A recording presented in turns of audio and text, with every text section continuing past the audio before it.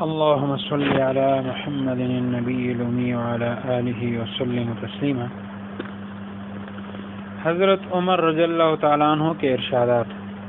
Number 1، سب سے زیادہ سخی وہ ہے جو ایسے شخص پر سخاوت کرے جس سے فلاح کی امید نہ ہو۔ نمبر 2، سب سے زیادہ بردبار وہ ہے جو قدرت پا لینے کے بعد معاف کرے۔ نمبر 3، سب سے زیادہ بخیل وہ ہے جو سلام میں بخل کرے۔ اور نمبر 4، سب سے زیادہ عاجز وہ ہے جو دعا میں بھی عاجز رہے۔ کوڑی، گنجے اور اندھے کا عبرتناک اور سبق آموز قصہ۔ رسول اللہ صلی اللہ علیہ وآلہ وسلم نے فرمایا کہ بنی اسرائیل میں 3 آدمی تھے، ایک کوڑی، دوسرا گنجا اور تیسرا اندھا۔ خدا تعالیٰ نے ان کو آزمانا چاہا اور ان کے پاس ایک فرشتہ بھیجا۔ وہ کوڑی کے پاس آئے اور پوچھا، تجھ کو کیا چیز پیاری ہے؟ اس نے کہا، مجھے اچھی رنگت اور خوبصورت کھال مل جائے اور یہ بلا جاتی رہے جس سے لوگ مجھ کو اپنے پاس بیٹھنے نہیں دیتے اور گن کرتے ہیں۔ اس فرشتے نے اپنا ہاتھ اس کے بدن پر پھیر دیا، وہ اسی وقت چنگا یعنی اچھا ہو گیا اور اچھی کال اور خوبصورت رنگت نکل آئی۔ پھر پوچھا کہ کون سے مال سے زیادہ رغبت ہے؟ اس نے کہا کہ اونٹ سے۔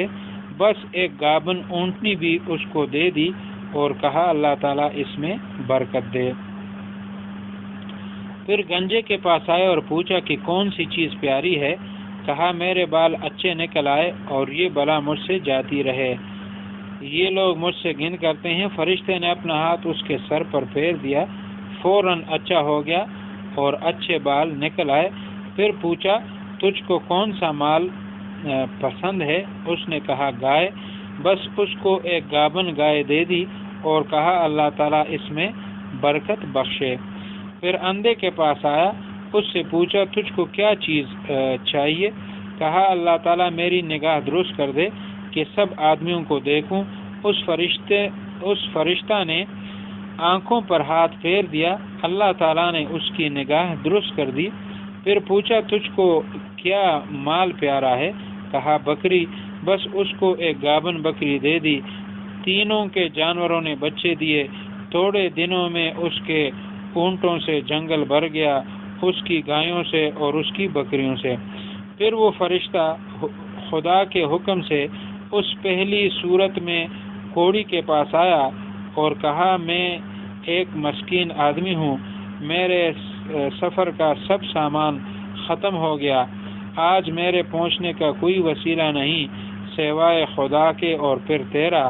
میں اس اللہ کے نام پر جس نے تجھ کو اچھی رنگت اور عمدہ کال عنایت فرمائی، تجھ سے ایک اونٹ مانگتا ہوں کہ اس پر سوار ہو کر اپنے گھر پہنچ جاؤں۔ وہ بولا، یہاں سے چل دور ہو، مجھے اور بھی بہت سے حقوق ادا کرنے ہیں، تیرے دینے کی اس میں گنجائش نہیں۔ فرشتہ نے کہا، شاید تجھ کو میں پہچانتا ہوں، کیا تو کوڑی نہیں تھا کہ لوگ تجھ سے گھن کرتے تھے، اور کیا تو مفلس نہ تھا؟ پھر خدا نے اس قدر مال عنایت فرمایا۔ اس نے کہا، واہ کیا خوب، یہ مال تو میری کئی پشتوں سے باپ دادا کے وقت سے چلا آ رہا ہے۔ فرشتہ نے کہا، اگر تو جھوٹا ہو تو خدا تجھ کو ویسا ہی کر دے جیسے پہلے تھا۔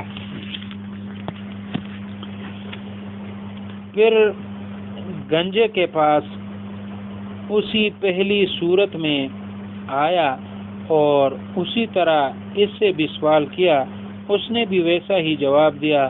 فرشتہ نے کہا، اگر تو جھوٹا ہو تو خدا تجھ کو ویسا ہی کر دے جیسے پہلے تھا۔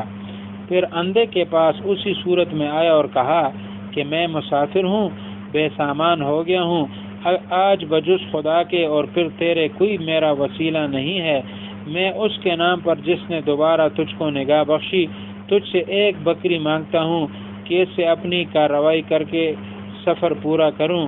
اس نے کہا، بے شک میں اندھا تھا، خداوند تعالیٰ نے محض اپنی رحمت سے مجھ کو نگاہ بخشی۔